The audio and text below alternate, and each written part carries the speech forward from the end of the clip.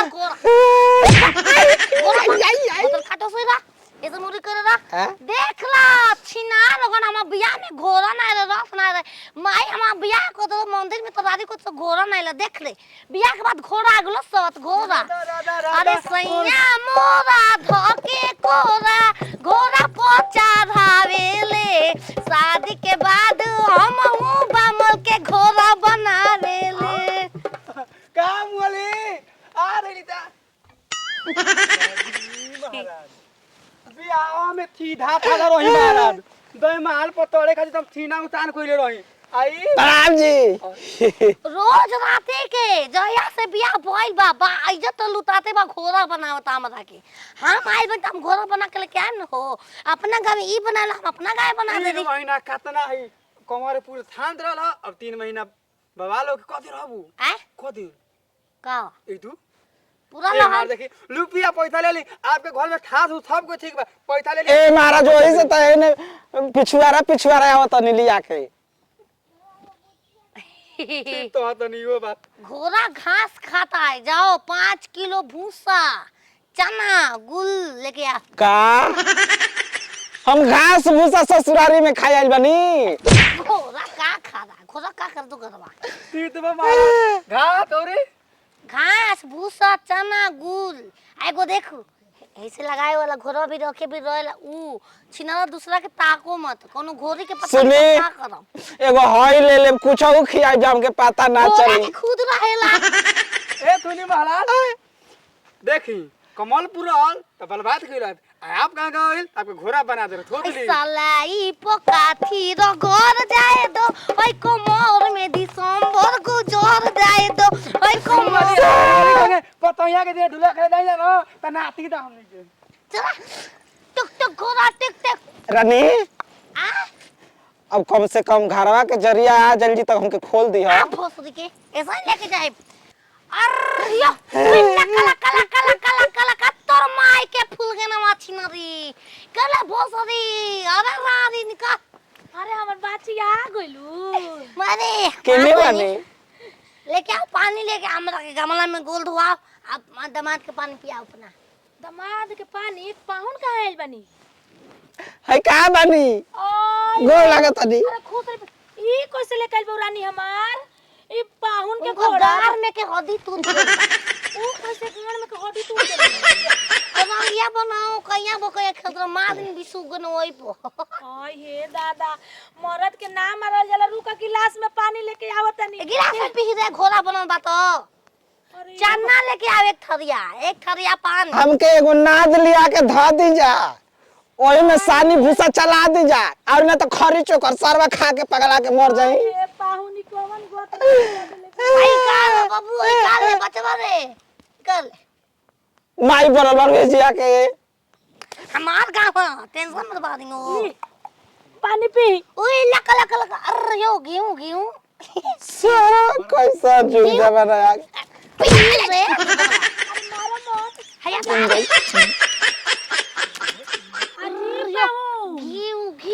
गेहूं ई कहिया लइसे बनल बानी तो पिए के भी आदत हो गइल बा कुलो कर नहीं की पावत सारवा ऐसा न में कुला मुकारी कुलो त नकियो से पानी पी चलती है चुत्ती काहे ना धवानवा लिया के दे दी महाराज पीली पापा ने नु कनी त ना दे त ना दो हम ना लेनी हम तो कठवतिये में लेनी अरे सातो ए राजा हया ताके ना तो सही तेल मांगू छोके हटा भाई भोसरी के खोल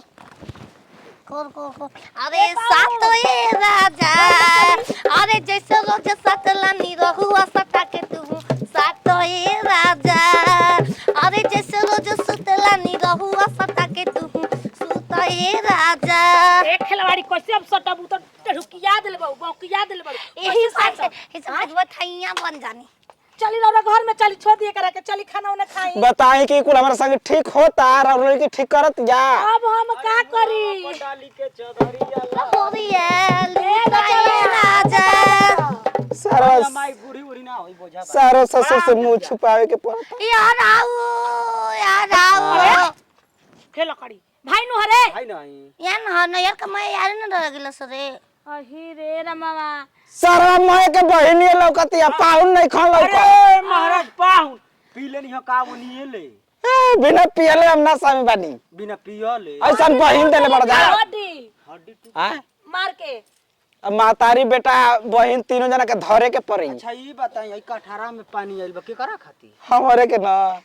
कठहरा में पानी लगनी पिए महाराज लोटा का पानी से पेट नहीं भरो अभी तो नाद के तैयारी होता ऊ काहे ओही में खाई पियब खड़ा हो के आई हो मैया खड़ा हो के धरी धरी रहो धरी अरे बाप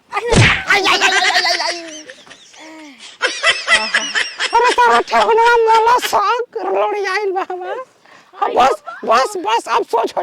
जाई कोनी पाउन पिछवा का बजावा गुनार लगता है सारा रात में बजाए के पेरा पर सका हम बजाओ नहीं भैया रे हम बजा ले रही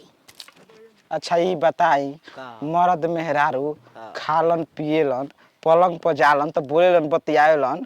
तन के कह देनी रानी तन के नेहुर के दाम तो ओही पर खिसिया के हमके निवरा के लिया के होती है तो न की का दबवा एक बार दबवा को तो पूरा दबवा दो हड्डी गुडी में टूट के बराबर हो जाओ तनकी दबावते नहीं कही ता पूरा दबई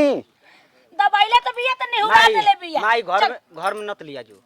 तो का करी घर में ना लिया तो कहां एजे रखी ई तो पाउन सारा हमें जरा रहबे ना करबे कुछ बैग जोड़ाता हो सा ए पाउन जी आज भर रही जाई काल ई जगह एक बार मोर का ई राम राम सब कोई चल जे त निहुरा के लगबू गांव के पचकारमा करावे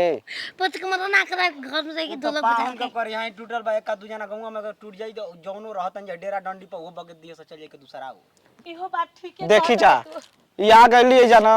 अब हम जातन हम कह रियाती जा हम चालम हम का एलु हो त ले जइबू तू वाले ना रहना दे तो संगवा आइल बोले जा ठीक बा भर दिन में खा पी के मुर्गा हम लिया तनी आ चल जिया जा आवा जा सारा घर छकल जाई आ ए जे दुआरिया बांजा बना के लिया जा खा के चल लिया रे से ही देला दर्द तू ही देला हो दवाइया अब देला हो दवाइया अरे बन जाना राजा जी अमर दवाइया अरे बन जाना सोया चलो रानी चलो ओके कमर के दबाइया करत अरे रही रानी रे घर में चला माई घर में लिया के चल चल घर में चल पनिया ले ले माई पी पनिया रे चल आके ले जाई केहू बा ना घरे तो ले निकल के भाग जातनी मेरा रो नहीं खेन ते कर दादी में जाए ना दी व्यवस्था कर पाउन काजी आ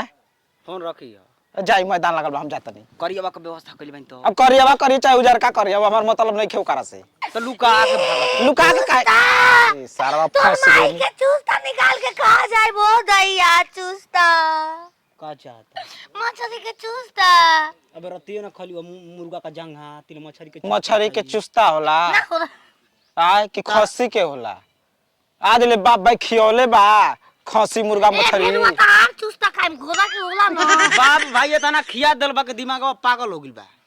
ओए से सर तू आधा पागल बाड़ा भैया का? चूस्ता घोड़ा के चाहिए देखो रानी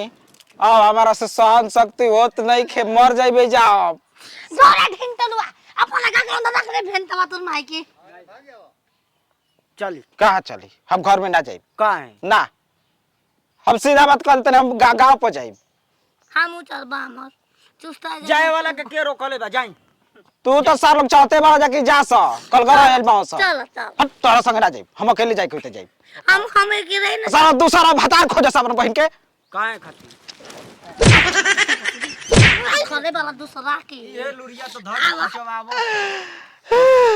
ए बामल मार देनी ताके